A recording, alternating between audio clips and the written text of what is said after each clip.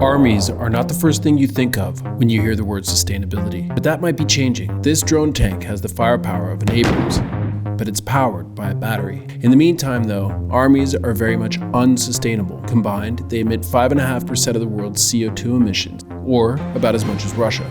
Many of you might be thinking, who cares? Armies will continue to exist and pollute no matter what we do because militaries need to defend or just exist as a threat against their enemies. Not to mention nationalism, warmongering, defense industry lobbyists. We are Lockheed Martin. When you think of what soldiers go through on the battlefield, these concerns may seem trivial, but they're not.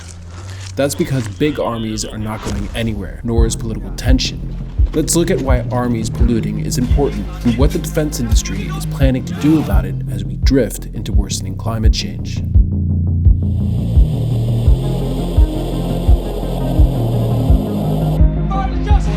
Before we get to the new tech that may help, as this article put it, give Mother Earth a big hug at the same time as you eviscerate your enemies from the battlefield, the first and most obvious way armies pollute is through emissions. Wars are often about resources, but we don't always talk about the resources we use to fight them.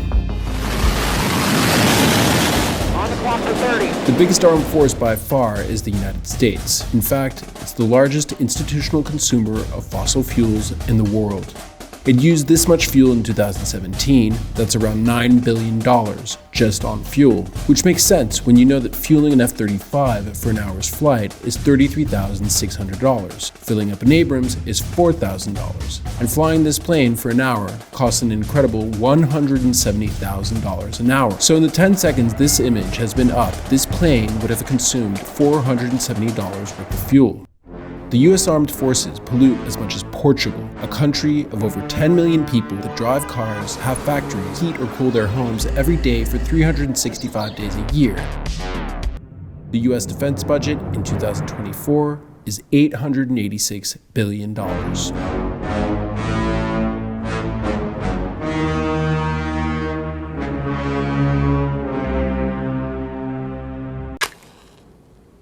Fire. The essence of violence.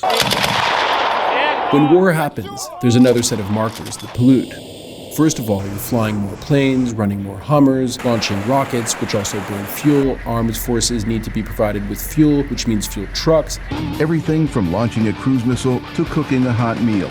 From heating facilities and barracks to delivering humanitarian aid and decisive firepower depends on a steady flow of energy products to thousands of locations and military units worldwide. But it's the use of weapons like this that cause a whole other set of environmental consequences. On impact, they do what they are supposed to do, which is cause extensive damage. They burn, crater, and cause fires, sometimes chemical fires. Cluster bombs and landmines can stay in the soil for decades, which is dangerous for civilians, but also terrible for the soil itself. Ukraine has become one of the world's most mined countries. It's not just a danger to people and animals. It's destroying ecosystem and undermining food security in Ukraine and the world, deepening the problem of hunger. All of that residual damage is what experts call indirect emission. These are simple things you can observe, like smoke coming from a burning building. But what you don't see are the pollutants that are left in the ground, or the massive emissions it takes to rebuild a building. Global cement production amounts to 8% of global greenhouse gases a year. So when a country is destroyed and needs to rebuild, that's a lot of ripple effect emissions.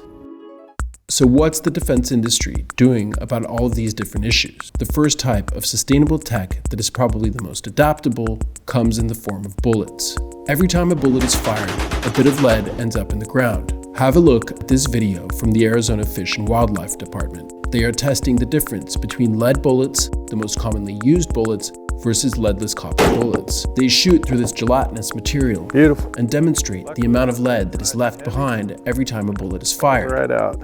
Just like panning for gold. What we failed to realize until recently is that the remainder of this bullet is in the form of fragments, and it's those fragments that can be retained in the gut pile and become available as a food source for scavenging wildlife. Whereas the copper bullet retained 99.9% of its mass. These hunters are advocating for the use of leadless bullets and show that you can still hunt without poisoning the environment. A 2001 report by the Environmental Working Group estimated that 9 million pounds of lead were released at firing ranges in the United States that year. Now imagine the number of bullets that have been fired in Ukraine over the last couple of years, or rockets, or shells fired. That's a lot of lead that may have real consequences down the road. But the groundbreaking technology that will be a game changer for warfare is this. All major defense manufacturers have advertised their version of directed energy weaponry. Lockheed Martin, BAE Systems, who are looking at space surveillance with laser tech, Raytheon, and Boeing. Think of it like a welding torch being put on target, but from many hundreds of meters away. Everybody always gives me that. Oh yeah, I work for Boeing. Oh, you work with planes. And then I tell them, well, it's directed energy that I work in. Oh, what's that? Well, I work with lasers. Yeah, lasers are significant because they aren't just the imagined sci-fi future of war. Lasers will dramatically reduce the cost of fighting while simultaneously being more ecologically sustainable. Let's take, for example, the Iron Dome.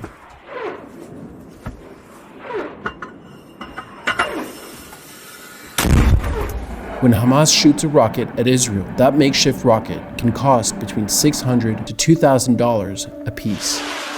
You're looking at an Iron Dome missile on its way. You can't see the Hamas rocket it's going after, but watch how the missile will adjust its course to get close to the Hamas rocket and blow it up. Intercepting a single rocket costs between $40,000 and $50,000.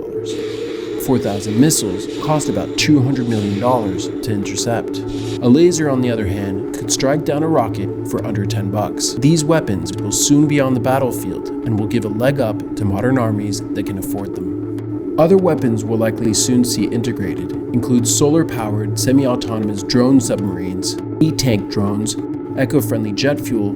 There's even rumors of a biodegradable bomb.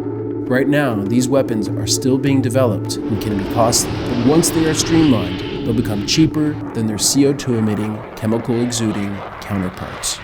One might think that with all this damage, environmentalists would be inclined to support the defense industry's effort to green itself, but the opposite is true. I spoke to Nico Edwards, a doctoral researcher at the University of Sussex. I do not stand by a form of climate action that entails more war. This idea of greening, it is currently being used as a narrative for increasing the number of emissions. It would be cheaper and it would provide operational independence. Are we really talking about the same thing when we say sustainable future? And that's the conundrum. By making war cheaper, the defense industry may be heading down a path where green weapons allow for more war and ultimately more ripple effect emissions. So is this a good or a bad thing? Do we want war to stay expensive and polluting, or do we make war greener, cheaper, and more fuel efficient? As we head towards worsening climate change, it seems inevitable that sustainable tech will have a lethality to it. Institutions, people, militias will not discriminate. If there's a cheaper, more advanced way of targeting enemies, why not?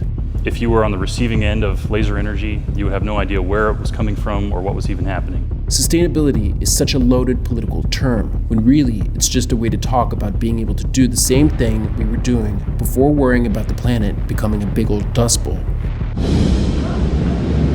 If you're still here, we really appreciate you watching our story. There's more on the way, so please like and subscribe. We'd love to hear what you think about all this in the comment section. And if you feel like it, watch a video about Russian bare knuckle, because why not?